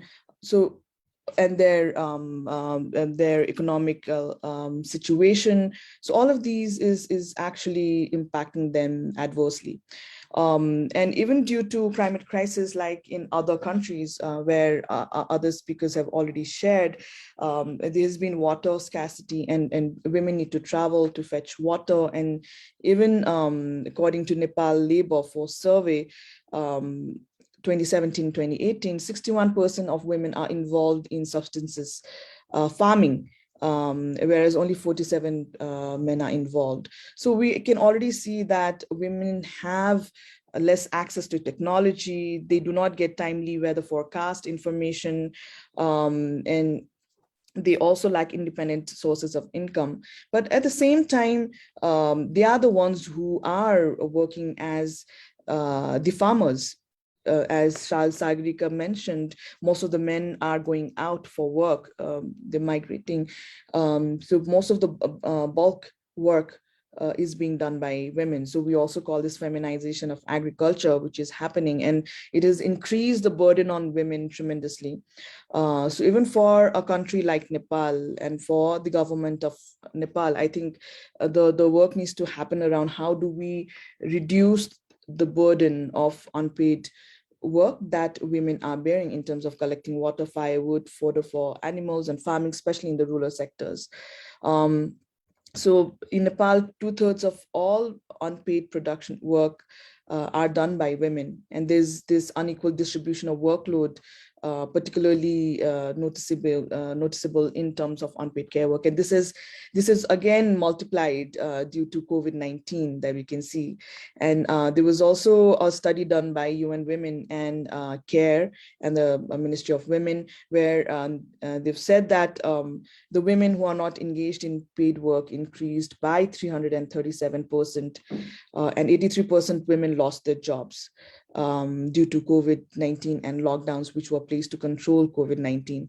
So we can see the spiraling effect of climate change that we can see, and how the climate change also affects the nature of work that women are doing. Women were already confined and concentrated in informal work domain, and now they've slowly been pushed out without any proper social protection mechanism supporting them, or any sort of safety nets for them. So it's really important to look at those aspects as well. If you go to another slide, please. So we can already see that Nepal is characterized by discrimination against women. So even when we look at the culture, tradition, it's already magnifying the inequalities, gender inequalities. And when you add on climate change or crisis, it kind of exacerbates it. So even in our responses, gender needs to be centered in our programs, in our policies. And government has been positive towards it, but the exercise has been taken as a technical exercise, where an environment scientist comes in with data, and that is where you take it as more credible, but not listening to women on the grounds who are actually facing the brunt of climate change. So there are some changes which are required in terms of, there needs to be social and institutional changes at the individual level, the community level, the local, regional, and national level, at both a private and public sphere. I remember one quote saying that climate change is the world's biggest regressive tax. Its impact is experienced by primarily the poorest. Yeah, so I think it also resonates clearly with the current situation that we can see in terms of the economic system that we are dealing with. So there are different kinds of arguments coming forward in terms of how can we mainstream gender to increase efficiency of response to climate change, and how can we bring in gender equity here. So if we look at the government's response, if you can go to the next slide. Nepal is a party to United Nations Framework Convention on Climate Change and several other UN commitments to gender equity and inclusive economic development. And government of Nepal has committed to incorporating gender considerations in climate resilient development plans and strategies. And it also outlays, aspiration of equitable society based on principles of inclusion and proportionate participation in our constitution, which came out in 2015. And we have come out with the National Climate Change Policy 2019, Local Adaptation Plan of Action, LAPA, and National Adaptation Plan of Action that all recognize gender equity and social inclusion as important cross-cutting issues that need to be integrated to achieve adaptation and mitigation goals. But at the same time, there are issues. If we go to another slide, Nepal has introduced gender responsive budgeting. So and bring in the component of climate change here. Like, how do we fund these programs which can mitigate the impacts of climate crisis? So there were 5 indicators which were mainly looked at in terms of women's participation in formulating and implementing programs. How do we enhance women's capacity? How do we develop it? What is the women's share in benefits? In how can we support women in employment and income generation? And how can we reform the time that has been spent by women on unpaid work, and how do we minimize it? How do we redistribute it? How do we reduce it? But having said that, there's still a technical lack of technical understanding in the local government, in the local leaders who are operating. There's a lack of expenditure tracking tool. The gender commitment under national plans and programs are unable to provide evidence of equity in outcomes. So it's basically just monitoring one aspect of it. It does not address the situation holistically. If we go to another slide, please. So it is just not about countering the situation at the national or the international level. It's also about how can we localize our work that we're doing. So we really do not have much evidence in terms of how gender responsive budgeting is used and how it has improved climate resilience of women in Nepal. I think I'm getting a call. And there's insufficient technical capacity and financial literacy. Even if there are a few gender auditing happening, the monitoring mechanism does not really work well. There's seriously an issue in terms of coordination among key actors and sectors. And because we have moved to a federal system now, it's also about how women are represented at the local level and how they can take the leadership themselves. And going to the last slide, please. Yeah, so these were only like a few components that we can mainly look at. Just a second. So there are already organizations and initiatives which are working on the ground, and what we mainly need to do is to basically strengthen them more and push those gender equity objectives, gender equality objectives, the goals that we have. And there are existing legal frameworks and tools in place that needs to be strengthened forward. And the representative from the ministry herself, like she has said that, for Ministry of Forest and Environment, she has said that their challenges basically lie in implementation of these well-intentioned policies. But even today, people, it's difficult to make people understand that climate change has differential impacts. And even if like there's an increase in 1 degree, like how does it affect men and women differently? I think like that's still a point of discussion that needs to happen. And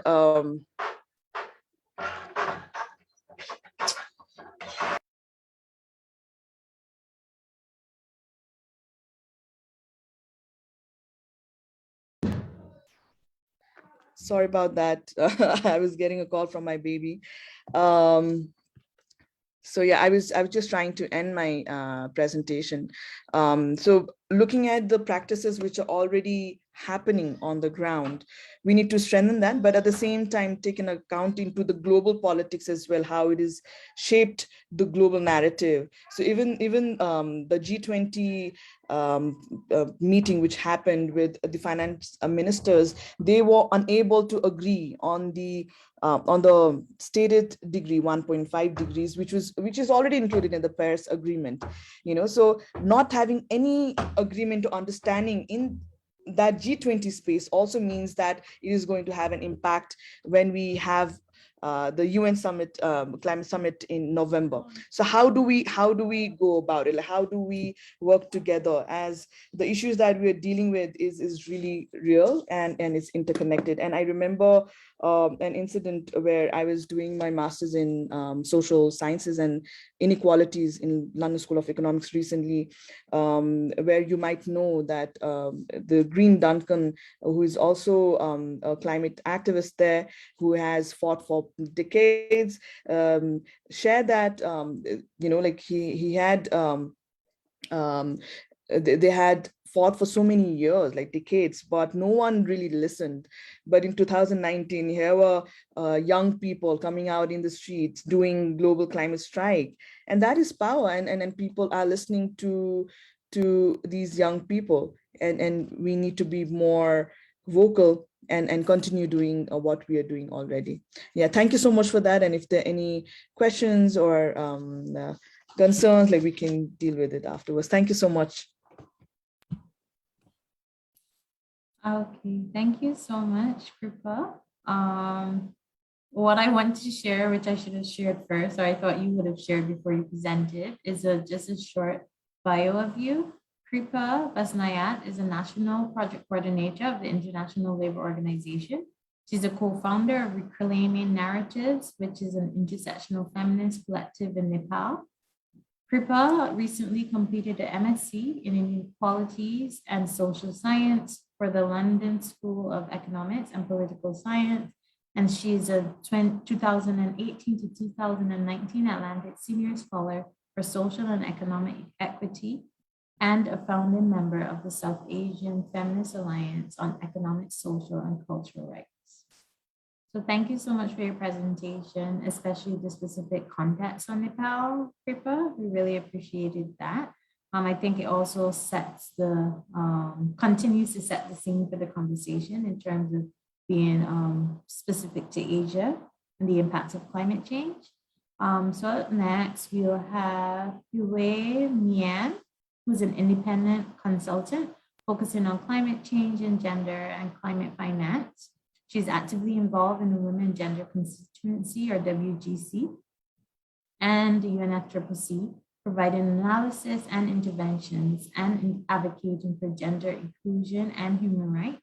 She has experience in the Conference of the Parties and the Green Climate Fund spaces. Ms. Lim also does submissions to the UN Human Rights Treaty bodies on climate change and women's rights. Previously, she was with the Asian Pacific Resource and Research Center for Women, overseeing its program on climate change and women's health. And in 2019, she was invited by the UNFCCC and Women's Environment and Development Organization to speak at the Gender and Climate Justice Solution Session at Women Deliver Conference. She's also worked on projects supported by UNFPA, UNAIDS, UN Women or UNEP, Ford Foundation, Nadiah, and NORAD, and has written many publications and articles on climate change on women's health and its interlinkages with the SDGs, nutrition status, and the nutrition status of Indigenous women. Amy, are you ready?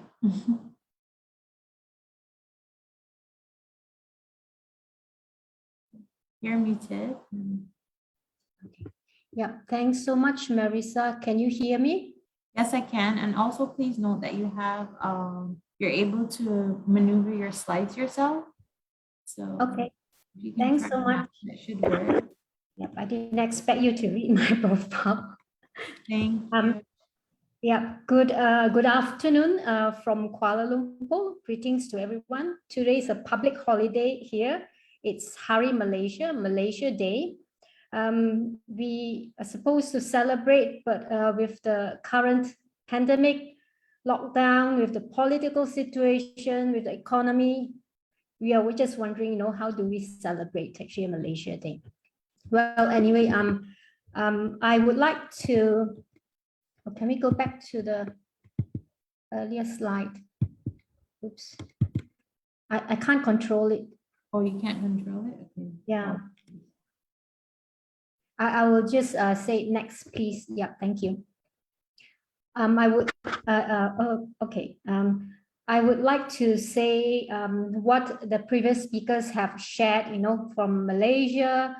Oh, okay, sorry. First of all, thank you, Iro and KAMY, for inviting me to share at this session. And since it's storytelling, I'm going to do it in a manner, sharing my journey and my story on what I've gone through.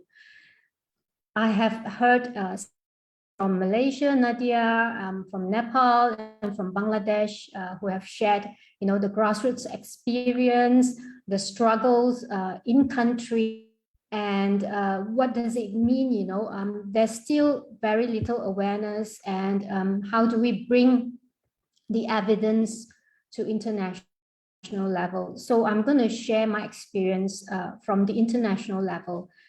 And my engagement in the international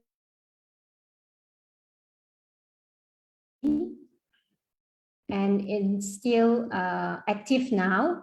This is because I see the importance of this work for Global South women and girls.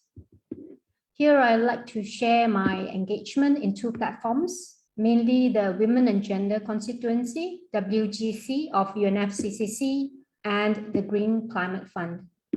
The WGC is one of the official constituencies in UNFCCC. It's a platform for observer organizations working to ensure women's rights and gender justice within the Climate Change Convention framework. It also allows for participation and representation of women's CSOs. As for the Green Climate Fund, in short, we normally call it GCF, it's the largest public multilateral climate fund mandated by COP and Paris Agreement to support developing countries, especially LDCs and SEEDs, to raise and realize their NDC's ambitions towards low emissions, climate resilient pathways. It has raised about 17 billion and committed about 8 billion for 173 projects, with most projects in Asia and Africa regions, followed by Latin America and the Caribbean. Due to time constraint, I will share my story that are in line with the themes of this forum. COP23 at Bonn in Germany in 2017. On Gender Day, 14 November 2017, the Gender Action Plan was adopted.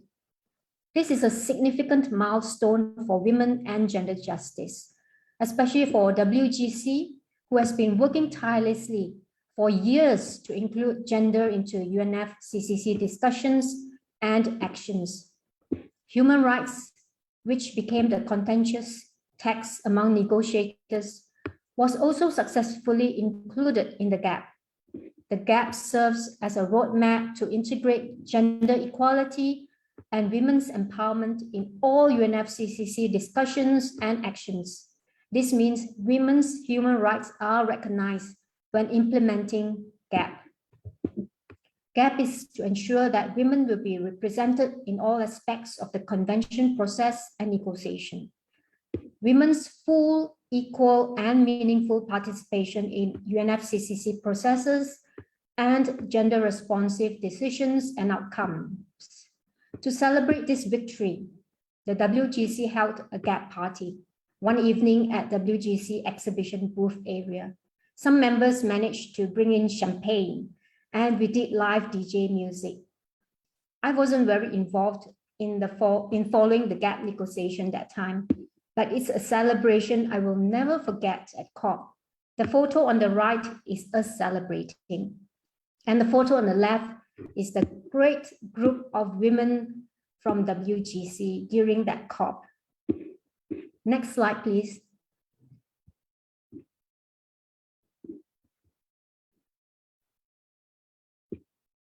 Thank you. COP25 at Madrid in 2019, before the COVID pandemic. Many things happened at COP25, but two highlights stood out for me as a Global South woman activist. Firstly, the updated Gender Action Plan. The GAP was reviewed at COP25 and an enhanced GAP was adopted. I was more involved this time, mostly reviewing the various draft texts. The enhanced GAP was negotiated during the first week of COP and was to be approved at the end of the first week. But this did not happen due to no consensus by parties because of text language such as human rights and just transition, which was in the original GAP and which WGC and rights groups advocated for. This means the negotiation will continue on the second week. During the weekend, we were informed that the UN High Commissioner for Human Rights, Her Excellency Michelle Bachelet, will have a morning meeting with the constituencies on the coming Monday. 4 of us from the WGC, including myself, volunteered to attend the meeting. Our agenda was to bring up the enhanced GAP negotiation issue and requesting the High Commissioner to lobby to parties to agree to the human rights and just transition language to be retained in the enhanced GAP. I expressed our frustration of why we have to fight for the inclusion of this language in every GAP review. I also injured my right ankle the previous Friday at COP. I was running down from the stage and tripped after a speaking engagement. The medic at COP couldn't do much except bandaging my foot and ankle. I kept asking how serious is my foot problem, but due to language barrier, I could only understand one thing. That is, I need to get an X-ray, X-ray done and to see if there's anything broken. The medic also told me to stay in bed with my foot propped up. That's what I did that whole weekend. So on Monday morning, it took me 45 minutes to walk from the entrance of COP to the meeting room, which was at the very end of the venue, with the help of a hiking stick. It was then that I realized COP venue is not disabled friendly. It's a tough space for people with disabilities. Most of the time, people are walking in a hurry and don't look where they are going and would nearly bump into me when I was walking at a snail pace. So for the rest of COP, I preferred to walk outside the building, though it's cold, to avoid being knocked down by people. Also, meeting rooms are far dispersed. And you can see the photo on the right is us with the representatives from WGC with the High Commissioner after the session.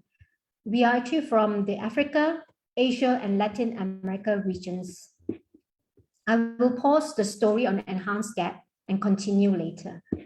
I will now share the second unwanted highlight of COP. Next slide, please. On Wednesday, the various constituencies decided to have a joint action in the afternoon. We were warned that it's not an approved action and whoever participate are at risk of debadging. But most of us participate to show our solidarity. We know we are at the right side of history. I'm going to read some portions of what I wrote in my journal. I will use initials to replace names of friends. The action started. I didn't go to the front where A and frontliners are. Just stayed behind near the TV or media crew for my own safety, since I'm not stable while standing. Then after chanting for quite some time, I heard A says, "Follow me." People were heading towards the right and going out of the building. The steel door was opened. I too joined and went out with the people. When I was out, I saw T crying and people comforting her. So I went next to her to show support. Seeing her cry breaks my heart. I try to control myself. She must have been hurt during the action. Others were fine. She's a target by the security because she's an indigenous woman. Some leaders continued chanting. Then the steel door was being closed by the security. We at the outside shouted, "Shame on you," for some time, and they stopped the steel door from continuing to close down. We were stranded outside for rather a long time. During this time, when we were outside, Antonio Guterres, the General Secretary of UN, is inside the plenary room, which is just in front of where the action was, making his speech with a group of bankers and private sector people. Few days later, we found out that our action overshadowed his speech. Media was covering us sensational news. After a while, we were asked to move out. Everyone walked toward the entrance gate. G was accompanying me. We were the last to leave since I walked the slowest. At one point, before I exited, I looked back. There's a line of UN security officers. I look at one of the men. He's not wearing the blue uniform, and neither is he with the Spanish security group. He's wearing a black suit with UNFCCC lanyard. I looked at him and shouted a few times, "Shame on you." He, white man, lowered his head. Some of my friends are also assaulted and affected. And it is just terrible to have violence against women and assault against women in an international UN space. And on the next morning, that is Thursday, only that morning we found out that we were allowed to enter COP venue again. But some activists had their badges taken away by security officers yesterday. Constituency's focal point are trying to negotiate for them to get back their badges and enter COP venue. So I'm not going to explain that photo. It's very obvious. And what happened was also many of us actually did not have our winter jacket or our bag because the action was in the building, but because we were pushed out and left out and not allowed to come into the venue again, a lot of our friends don't have their winter jacket despite the cold and their bags as well. But somehow WGC managed to get a delegate from Germany to actually bring out all those belongings for the women and the men who were out, because we were not allowed to enter again on that day. So on Thursday morning itself that we could enter, and that day itself, the enhanced gap was back in negotiation. The negotiation was at 5 p.m. So some WGC members and I went less than 10 minutes into the session. Announced that the enhanced gap is adopted. All of us in the room were still blurred. Our seats were not even warm, and we were expecting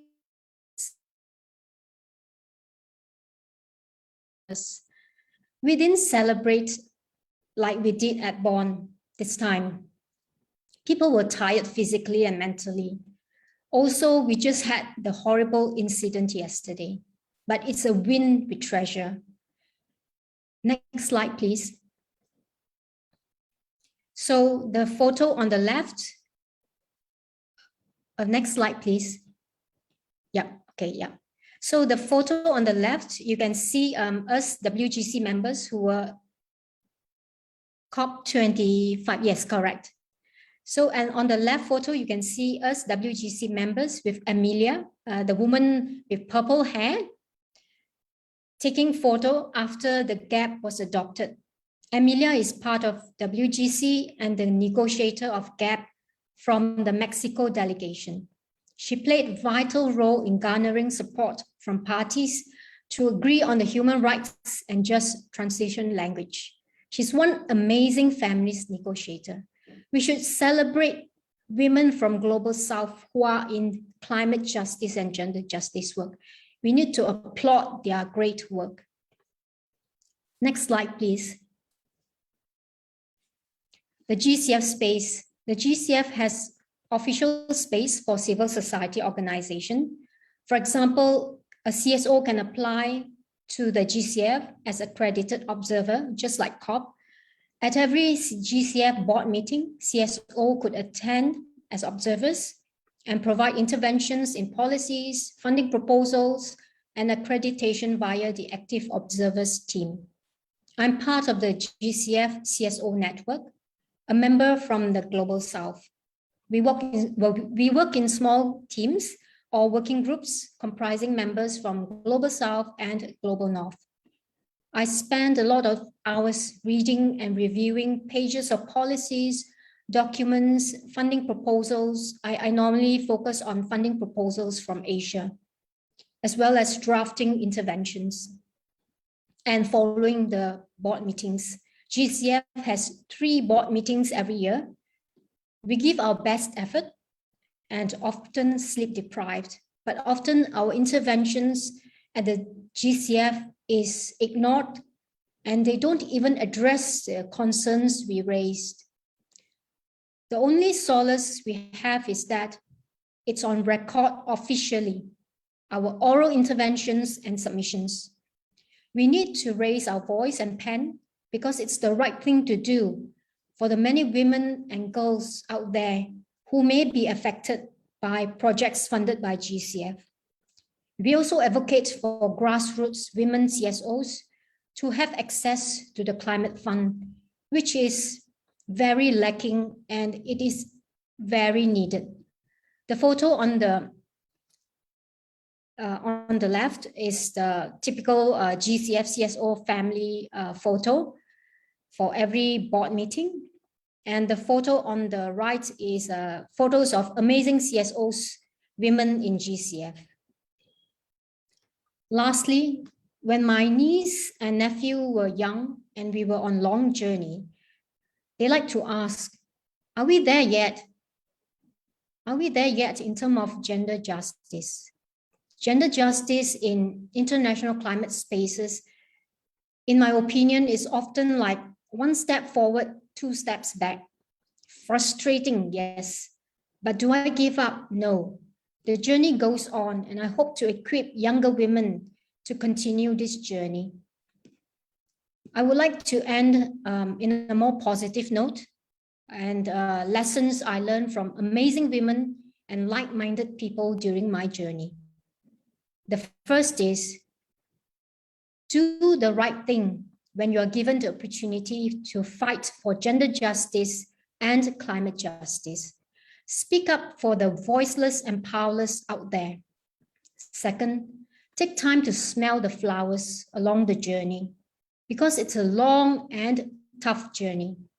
And lastly, we need each other. We complement each other with our different talents and abilities. Thank you. Thank you so much for sharing that, Amy. And it was really heartfelt because it was a personal experience, what you experienced at COP. And with COP26 coming up, and we know the different issues that we're facing in terms of participation, whether it's vaccine inequity or in terms of just countries being blacklisted, the extended periods of quarantine, etc. Like all of those things are truly going to be a huge part of whose voices are there. And a key part of our work also too within the environmental justice program is a lot of focusing of who's at the table and who are the persons who we hold accountable and how, and ensuring that accountability for communities is present, which often isn't. So I'm really happy to hear that you share that. And it's also great to always know that their voices in those rooms, also with Iraq being a part of WGC.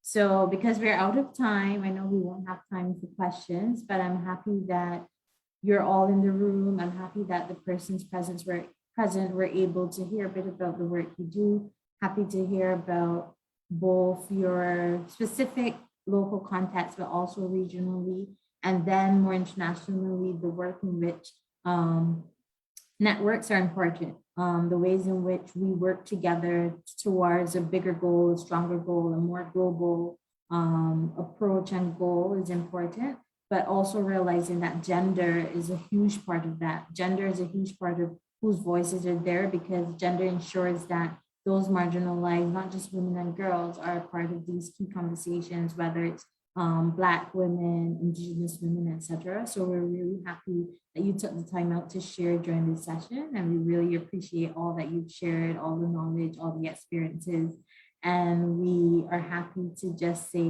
thank you for doing this. Thank you for being so open and vulnerable, especially Amy, for your experiences at COP. We know the dangers, especially as it comes to security in these spaces, and just thank you for championing that. And also within your work in the local context, especially Sagarika, Nadiah, and Jannatul, with all the implications that will come from governments, etc. Thank you for all you do. And thank you for your specialty shared, Kripa. We really appreciate that. And I just want to say thank you and have a good day to everyone here. And we look forward to more conversations like this. Bye.